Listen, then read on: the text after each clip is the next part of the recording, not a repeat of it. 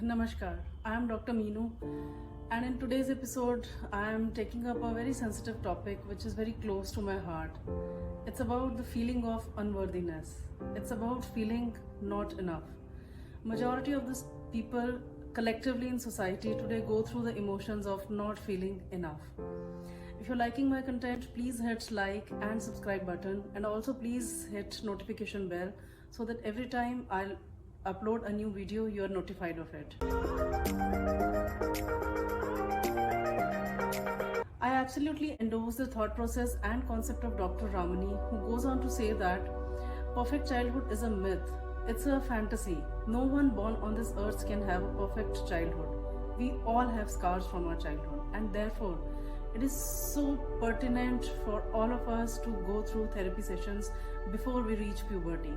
That is what she endorses, and I completely agree to that, because we need to unlearn the childhood programming. We need to take a rebirth before we move into a new cycle.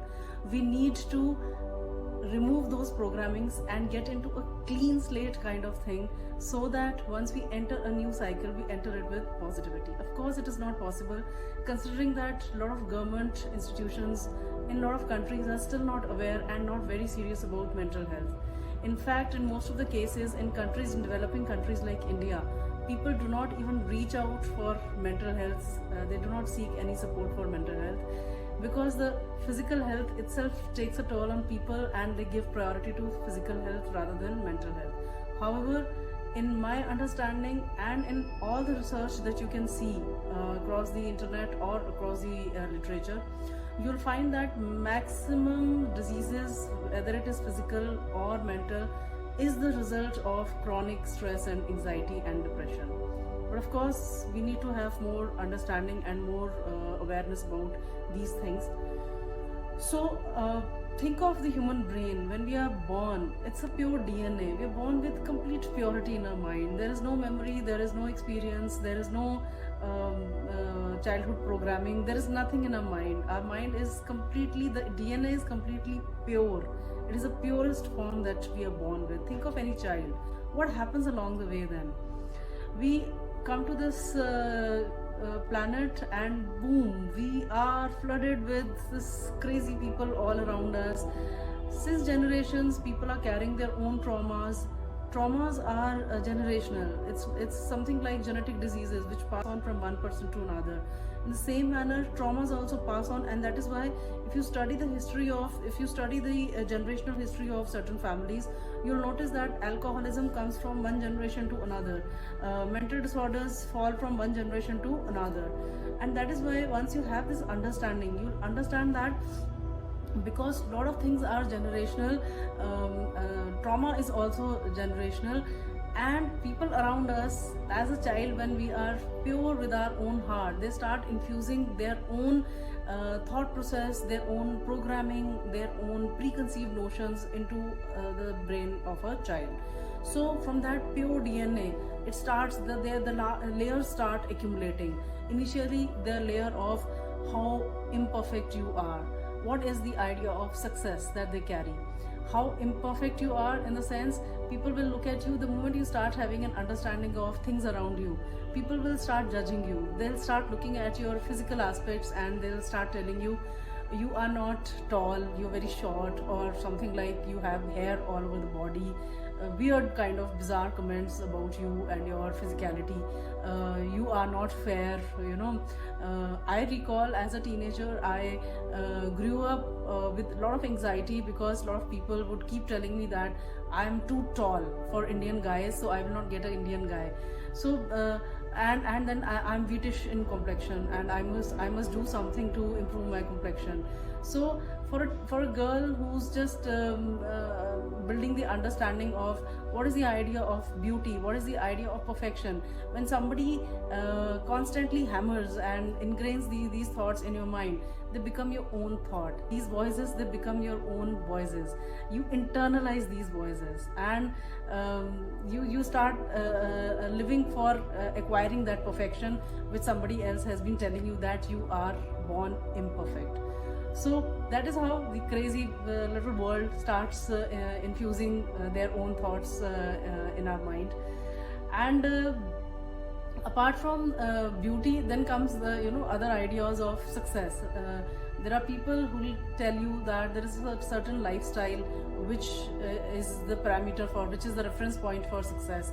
There are few jobs, there are few designations, there are few ways of living which can be regarded as successful, otherwise you are unsuccessful. So what is happening is that little brain, that little child who has beauty all around him, who has beauty inside of him or her, starts looking at his own imperfections and the imperfections around him. So he starts chasing, he starts chasing things. For him, if I apply some cream on my skin, maybe I'll be a little more fairer. Maybe if I eat something, I'll be a little more healthier. Maybe if I study from this institution, I'll have more, I can acquire more marks, I can get more marks in my school grades, so that I become successful. So the entire idea of beauty, success, perfection, love, all that is not ours. It is internalized by the people around us, who themselves have perhaps no real success. If you look around, if you step back and observe them, you will find most of them having their own mental disorders, having their own success issues in their jobs, in their relationships. So the maturity lies in understanding that are we disconnected from ourselves? And to a great extent, yes, majority of us have disconnected ourselves from our own soul, because when the ideas of beauty, perfection and love and success was infused in our mind, that's where the soul came out of the body and we started looking for something outside of us. Well, I'll be hated for making this comment, but especially by the marketers and advertisers, if you look closely at all of the companies, all of the products and services, majority of them are thriving on this neediness that we carry deep inside of us. So all the products which are offering you beautiful skin, beautiful hair, some dieting kind of thing, or those academic institutions, those tuitions which are offering you, they can make your kids success in particular job, they can help them acquire a particular job, are basically nothing but thriving on those emptiness and hollowness that we all carry deep inside of us. Believe me, complex trauma is something which makes you lose your self-worth, and in my understanding, the most dangerous form of trauma is something which is not seen, which is only felt, and complex trauma is only felt. You know something is wrong in your life, but you cannot really see it because it is so invisible. It makes you, as I said, it makes you lose your self-worth, and it only keeps compounding from one trauma to another. With each unworthy statement, with each unkind word that comes from somebody outside of you, the trauma keeps compounding. So therefore, I do agree that we must step back, slow down, and go within and try to reconnect with ourselves at soul level as to what is wrong. All these statements, where are they coming from? Why am I chasing something? What is it that probably as a child, which was not me, which was not mine, something which was ingrained in my mind? What is it? I need to unstuck from that emotion. All those emotions which are not mine and which are internalized as my own, I need to unstuck from those emotions. Difficult it is very difficult. Reason being, we have idealized our parents, our caregivers, our people around us all our life. To hold them accountable for anything wrong, anything said wrong about us is very difficult. But that's where the maturity now lies. We are all adults. It is just to understand that they are carrying their own traumas. They are not perfect. We need not idealize them. We may keep loving them, but we have to step back and honor our own emotions and understand what is it that probably was not me but became me. The voice that was not mine became mine. So as I was talking about the layers, the layer first comes from the caregiver, then from the society. There's a society which is constantly judging you on these success parameters and belief systems of caste, creed, color, all those things which are constantly told to us. This people of this origin are good, people of that origin are bad, this race is good, that race is bad.